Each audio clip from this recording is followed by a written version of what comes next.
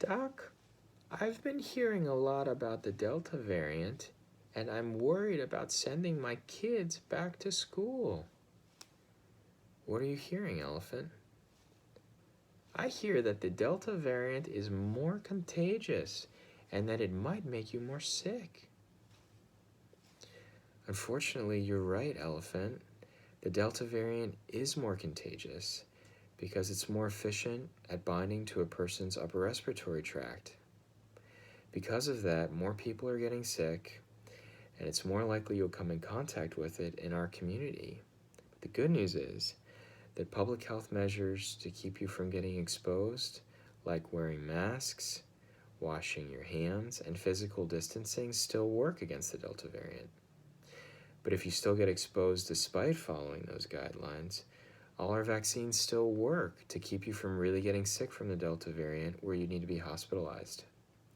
But Doc, kids under 12 still can't get coronavirus vaccines. Ah! Sorry, I'm just scared. It's okay, my friend. You make a good point. I hear you and I feel scared too. We'll likely have vaccines for kids aged 2 to 11 by early December, so don't give up hope yet.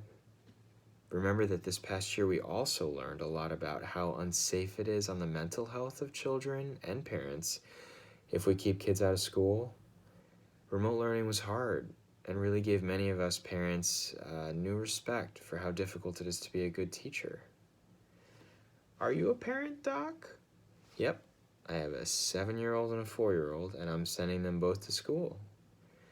But aren't you scared they'll get exposed to Delta? I'm always worried about my kids' safety, Elephant, but a few things give me hope for a successful in-person school year this year in Sonoma County. First, it's unlikely to get sick from coronavirus outdoors. The reason for that is that the amount of virus you get exposed to gets diluted in the open outside air.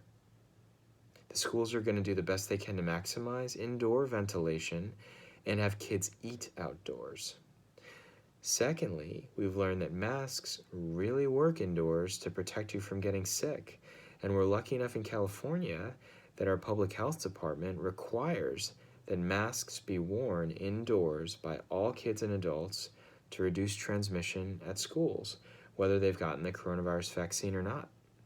And lastly, we're close to 80% of eligible Sonoma County residents having had one coronavirus vaccine at least, and over 70% are fully vaccinated.